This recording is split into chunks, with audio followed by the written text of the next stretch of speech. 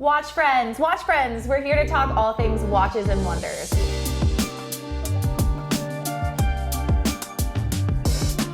This is our reactions video, Yes. Justin. Can we start? Can we get going on Watches and Wonders already? We've been waiting a year for this. I know we have. So we are keeping it Rolex focused in this video. This is not an exhaustive list. If you are looking for that, head over to bobswatches.com because we have all the details there.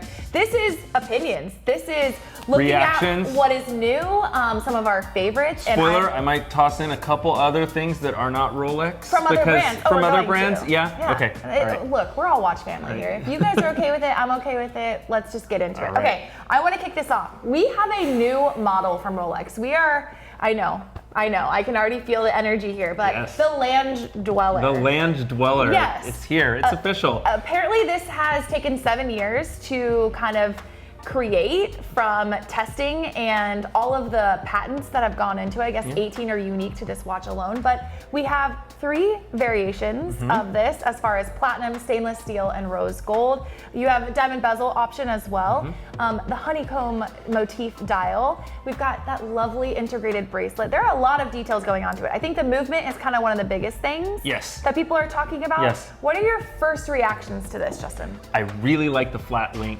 Jubilee bracelet. Ooh, that is nice. Yeah. I really like it. The integrated part, I think is really cool. That one, for me personally, I'm not as big a fan as integrated bracelets. I mean, it has to be kind of just so to hit for me for integrated bracelets. You're stuck with this bracelet. Right. The hidden crown clasp closure I do like. I think it helps I think add that's to really that nice. kind of flat Jubilee bracelet wearability factor itself, which will be nice. That's nice. I also really like the exhibition back, which it's about time Rolex, they're starting to kind of get some of those, which I always appreciate. Sometimes. Yes. And I mean, with the movement, I feel like they want to display it and show it off, which rightfully so, they should. I mean, it's a big deal and it's a big technological advancement. It's pretty to look at.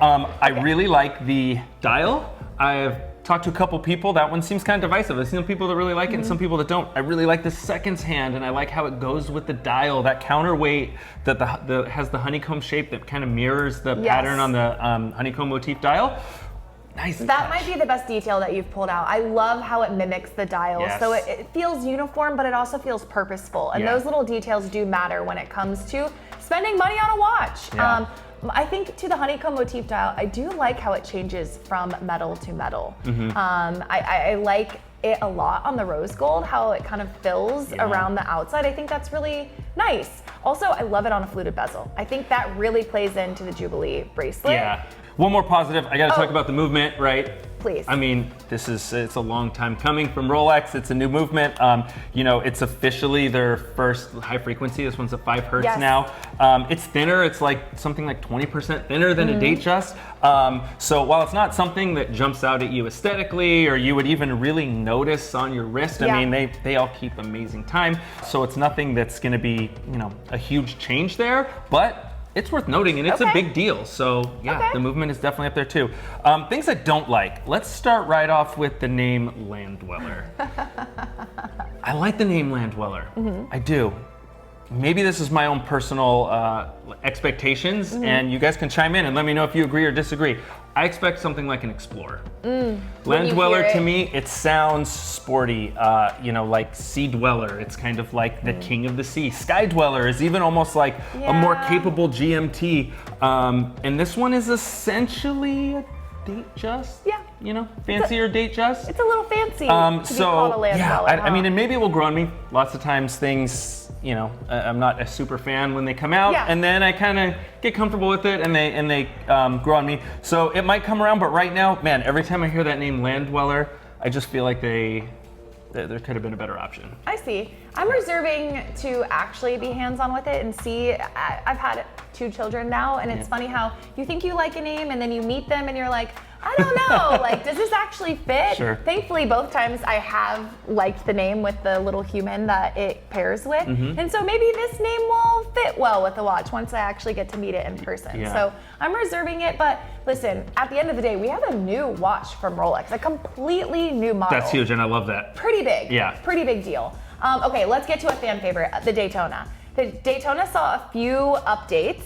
The main one that I think everyone is speaking about is this turquoise blue dial that is offered on the Oyster Flex version of a yellow gold watch, okay? Also, meteorite dials are back. I love the stuff from the Daytona. We'll go through it. I'm not a huge fan of the turquoise blue. Yep. It's a personal thing. I just don't really like it. Sorry, I've seen better things. I do like the gold one. I want to talk to you about that one. I know, like the new John Mayer. Oh yes, it's being dubbed new John Mayer. It's nice, right? Listen, it's a uniformity thing for me. Like, watches are art, and art as a creative is really important, and so a lot of those details do stick out to me, and that solid subdial goes a long way for me. It does. I don't miss the red little.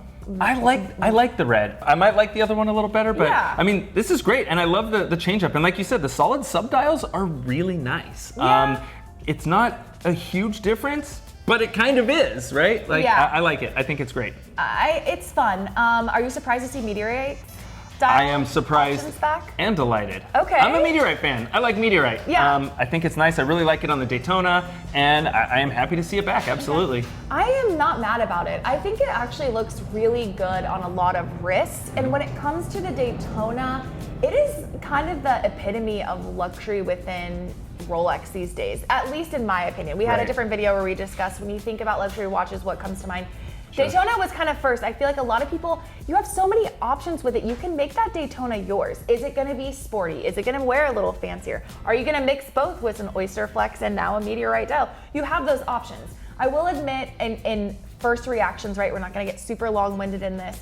The turquoise blue dial feels a little consumery to me.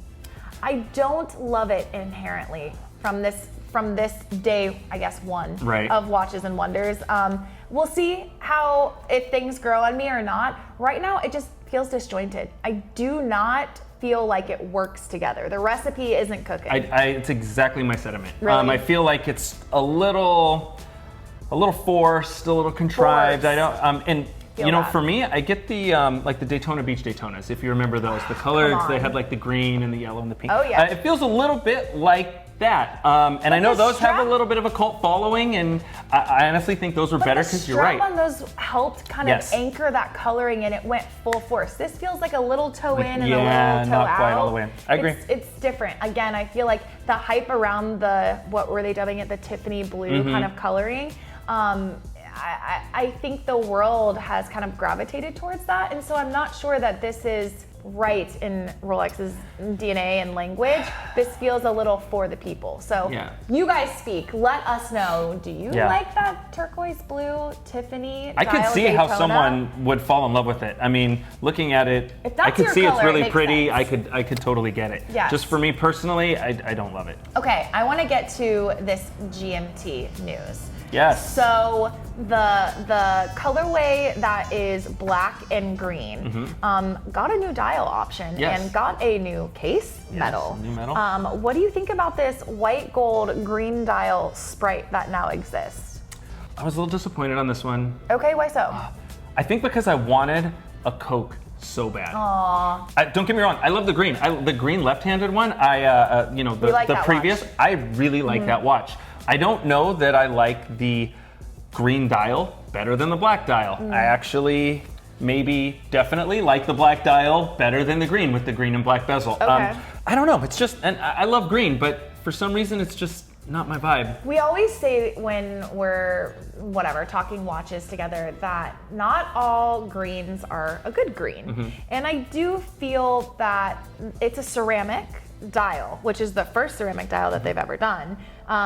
I don't know, it feels like it's competing for green identity on that watch with that split bezel. Do you know what I'm saying? Yes. I don't feel like they actually work well together because they are not the same. I wish that they actually wore the same in that watch to really kind of hone into this celebratory Rolex green that they obviously were trying to lean into. I know they changed the case, so it's white gold now too, which is awesome. I love a white gold sports watch. I just love the heft and the weight and feel. They offer that precious metal option with these GMTs. So it makes sense from that perspective. And it does wear really differently on the wrist. It does. Aesthetically, it's not a whole lot different than the steel, right? I mean, from across the room, it looks about the same. Yeah. So really, we're kind of just changing the dial to green, which I don't know was for the better. Yeah. I would have liked to see maybe black bezel on the left-handed watch with a green dial and keep it left-handed, almost like a reverse Kermit. Something that's like a little more different than just changing the dial to green. So this one, to me, my last comment on this reminds me of, remember when they brought the ceramic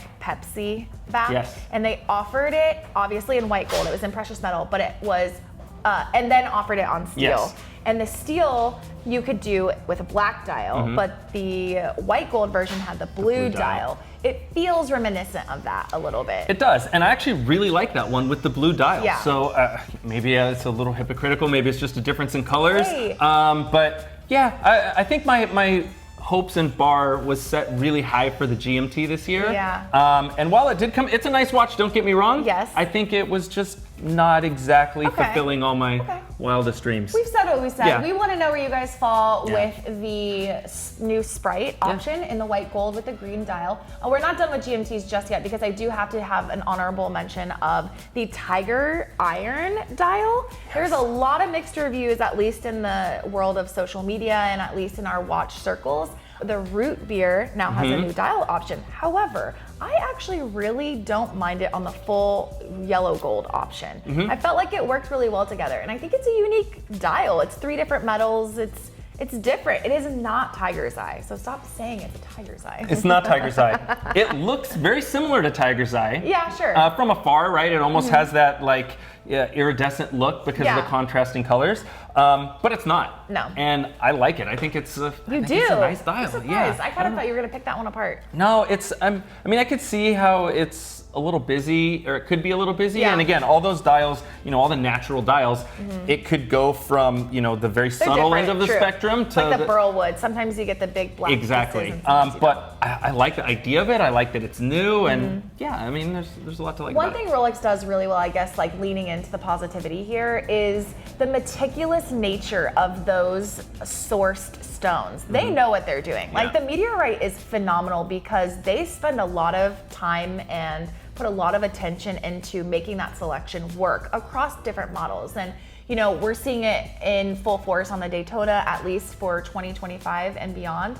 I like this Tiger Iron. I want to see, where does this go? Will they potentially drop it maybe in a day date or something in the future? Who knows? But for now, I'm giving it a thumbs up. I like it. I agree. I think it will be interesting to see how it fares from watch to watch.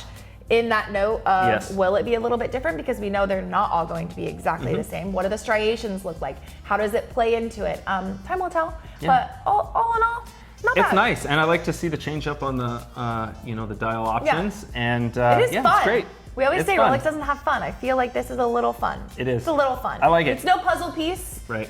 It's no celebration dial, which RIP to the celebration dial. Yeah. You had a great run. It's done. Now, you know what? Maybe it's room for the Tiger Iron. Next up, can we talk about OPs? Speaking of fun, let's get to these OPs. Tell me what you think. Listen, I will be very straightforward. The Oyster Perpetual is not my favorite line, but I did enjoy the option for wearers that wanted to have something a little different on their arm. I love the size variations there. I am a girl that, when I want to wear a big watch, I will. When I want to wear a small watch, I will. So I was surprised at them leaning into sort of this lighter muted coloring. They clearly did not discontinue everything. Right. So Sunburst said goodbye, but they kept the turquoise blue. They kept that candy pink, and now offer it on a variety of sizes, which is nice. I mean, listen, it's cool. I don't hate it. I like it. I don't hate it. It's just not my favorite. They kept the green, right? The Rolex they green, kept which that one. I like. I mean, it's not my favorite, but I love it, and it's Rolex's color, and I think it's nice to be there. These new colors, they're good. The names. I like them. Can we say the real deal? The names are good. Yeah. Lavender, okay, it's pretty straightforward. No, lavender is good. It's pistachio. Pistachio. And That is sandy the beige. one. Yeah. Yeah, that pistachio is a good My green. favorite, I'll start off right there. Pistachio, gorgeous. Yeah. I love that color. Earlier today you were talking about there's good greens and there's not so good greens. Pistachio is one of the good greens. Yeah. You know what it is for me? It's it on stainless steel. Yes. So I'm not the biggest stainless steel fan. I don't wear a lot of stainless steel, Sure. but I could get into that green one. I could. It's a lot better than the Rolex green to me. I guess for me, I was a favorite of the yellow. Right. That yellow one nice. was just punchy and bright Yeah. and fun, but they did not miss on this. This No. is cool. And we're talking colors. I mean, this is very subjective, Yeah. right? So a lot of it is just preference, but I think it's really nice. I think the color is fun enough that if you want something that's more than just like a black dial watch, a white dial watch, whatever, you can kind of get that color without being so crazy. You're challenged to wear it, or you know, to really get it out there. Lavender as well. I really like that lavender. It's not my color. It's not something that I'll probably wear. I wouldn't wear it, but I think it's beautiful. I think it would look great on my wife. I think it would look great on you for a ladies watch. I think it's really nice color, and it's something you don't see all the time. You see a lot of pink lately, which personally I really love, but you don't see as much of the lavender. And when you do, sometimes you see purple here and there, but it's more of like purple. You know, Rolex done like that grape color. This one I don't really see nearly as often, and that's refreshing to see it. So anyway, for me, I think the colors are a win. I'm much happier that they did this than went another round of the bright, like the bright red, orange, and yellow. Even though I like those, I feel like I've kind of had my fill. Yeah. Relatively a subtle update. I mean, they did offer a new black and a new blue as well, which feels kind of really like backed by that subtle adjustment to that line as a whole, which it'll be interesting to see how customers decide to take that on. Do they like it? Is this something that's coveted? I mean, the Oyster Perpetuals in those bright colors were pretty coveted for a while. Yeah. A comment on the blue you mentioned. This could possibly be the sleeper for me. I really want to see that one in real life because I see it on the site. You never know until you really get the watch in your hand. And you know, it didn't get the spotlight with the pistachio and lavender. For sure. And the tan, we didn't talk about the tan. The tan one's okay. I mean, that one, I don't think it's sandy beige. Yeah, I think it's kind of overshadowed by the other ones. It's like a little muted yellow to me. So it has just a little bit of that punch in there without it being super neutral. I really want to see that blue though. From the color from the site, it looks like it could be something really, really nice. So we'll have to wait and see. Yeah. But yeah, I have my hopes high on that one. I want to know what your thoughts are on these new Oyster Perpetuals. Did you like them? Were you a little underwhelmed by it? Are you a little neutral about it? Let us know. It's kind of interesting to hear. I got to get to this Sky Dweller, okay? Yeah. This Sky Dweller was leaked early. So we had kind of speculated like, okay, this is a possibility, right? So when it came to be, I was shocked. I thought this one was not going to be accurate, but also it makes a lot of sense. It does. I love a yellow gold watch. I love a yellow gold watch with a Jubilee bracelet. That bracelet looks beautiful on the Sky Dweller more than anything. Yeah. Then you add that kind of brand identity green to the dial. It is not the mint green, which I have grown to love. And deep down, I do wish that they had offered that on yellow gold. But for now, I guess we're getting the bright green. Yeah. I actually think this green works better on yellow gold. Even though I love that green, that mint green. Ask me which one and I'll take it before you're done with the sentence. But this one I think actually works better with the yellow gold. And it's a little reminiscent of the Daytona we were just talking about with the green dial and the gold. It is. Yeah. They're good. I like them. I think the green and gold is a win. Big thumbs up on this one from me. It sounds like you too. Let us know where you guys fall on the Sky Dweller. Okay. I've been waiting. This is not the last one. This is the second to last one that we were going to discuss. The 1908. There it is. All right. It's no secret I love the Cellini. I know that this is not the Cellini, but in, I guess, its own lane, the 1908 basically replaced the Cellini. And it's been on a leather strap for some time. Yeah. Last year in 2024, they did the beautiful guilloche style, that ice blue platinum, super pretty, still on a leather strap. Wasn't quite giving me what I wanted. This year, they said, Emily, this is for you. And they gave us this gorgeous 7-piece bracelet. Yeah. I'm probably butchering it, but Settimo, I guess it means seventh in French. Listen, it is the dressiest way to dress up a 1908. You get that exhibition case back. It's offered in the black and white dial option. You really are feeling pretty fancy in this one. You are. I agree And with I love you it. wholeheartedly. I think you? this one is fantastic. That bracelet. Yeah. That bracelet. Yeah, I wanna put it on. bracelet. I love it. I want it. Yeah. That 7 link, like everything else, I'm anxiously awaiting to get hands on, but I think it's gorgeous, and it's new and different, but also feels kind of classic and feels appropriate. I think it's beautiful, and like it's hard not to compare. It's hard not to compare this to the Cellini because they kind of got rid of the Cellini and put this in. They're very similar. So in the back of my mind, I'm always kind of like, how would I wear this compared to my favorite Cellinis or the most recent discontinued Cellinis? Yeah. And I like it. I like it better. I think it's a fantastic watch. I really like the 1908 when it came out. I like the classic styling, the hands, the like really old school looking hands. And this bracelet just kind of takes it to the next step, which is exactly what I want out of a new release year, right? They kind of introduced something I wasn't expected, but not just unexpected, and then the next brings us to the next level. The only thing that was a little bit of a notice to me was that the end link, it doesn't have that molded end link. Which, not that I dislike that, it was a little bit unexpected. I think it was a little more... Design-wise, it was a surprise. It was a surprise. But all in all, I love it. I like the watch. I really like the bracelet, and I'm excited for it. I know you are too. I can't wait to see this one in person. I can't wait to hear about how it actually wears. This would have been my top watch to see in person. So I will reserve full comment, but I'm giving this one 2 thumbs up for now.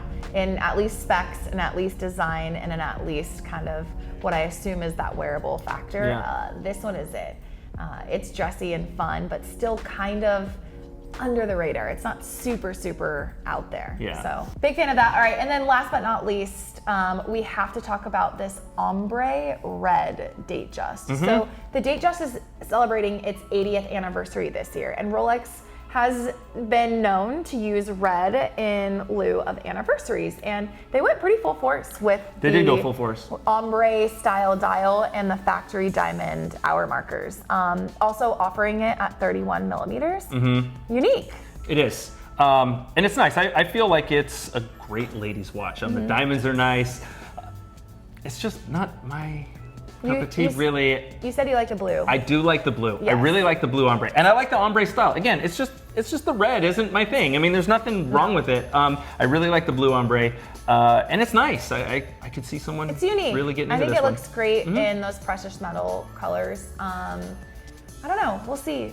We'll see, I guess, the more I see it in real life. It's always nice. Fun to watch spot and see how other people style and wear it, or even their own personal feedback. But for now, listen, they did something. It's nice. Celebrate. It's not groundbreaking, but it's nice, and it's. I think it's very appropriate, and I like the nod, the celebration color. So I agree. I think it's good. Final thoughts before I ask our closing question. Anything else you want to say?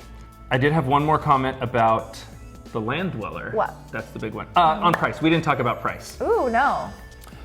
This is where it loses a few more points for me. We're talking, the larger one I think is 16-ish from Rolex Retail? right now. Yeah. Which I feel like is expensive. It comes in, the Datejust is like 11 maybe, so it's quite a premium over the Datejust. And I understand that it has the new movement and technology, but essentially it's a time and date dress watch, very akin to a Datejust. So I feel like the price is kind of steep for what it is. And I mean, when you talk about, or when you compare it to something like the Sky Dweller in stainless steel, which is like a few $100s more for their most complicated watch, it just feels like a lot of money for what you're getting.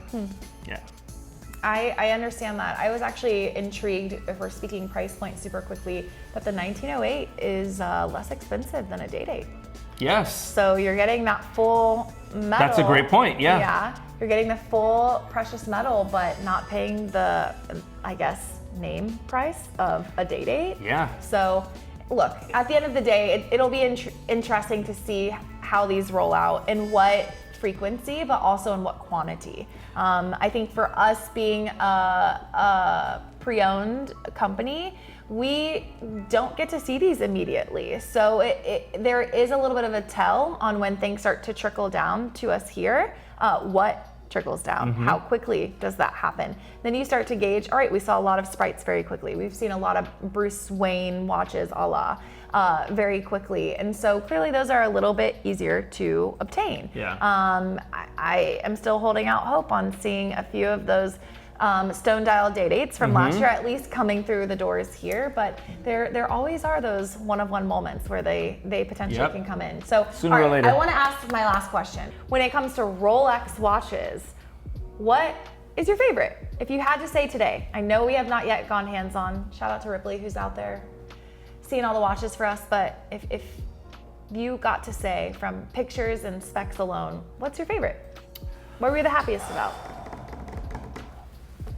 This is tough. I'm very split. Part of me wants to agree with you once again.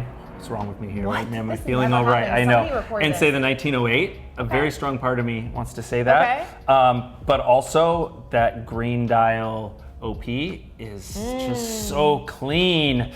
I'm gonna say the green dial OP. Okay. Yeah. I like that. You at least could wear it in the size. Yeah. It works for you. Yeah, it does. Which is nice. And I guess that means I get to wear the 1908 because that was my favorite and I can't deny it. And I'm happy saying that it's it was really my nice actual too. Yeah. favorite. I think they just hit an absolute home run in every detail of the watch. I have been a big fan of the case back displays as well. Yes. I just think it's beautiful. It's an extra little detail that even if no one else is seeing it, you get to see it, taking it on and taking it off.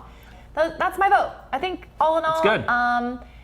Not the biggest year I've ever seen at Watches and Wonders, but we got some stuff to talk about, and this is what we get to live with for the next year. There's some nice stuff. It's like every year. There's some nice stuff. There's always some left to be wanting. Yeah. But I think it's great, and I'm very excited for it. And what's crazy is this is just Rolex. So I know. Anyway, thank you guys for sharing some of your, I guess, opinions about these new Rolex novelties. We obviously want to know your takes, not just ours, so be sure to chime in. Otherwise, we'll be back creating tons of videos about these watches as we get them. So happy Watches and Wonders.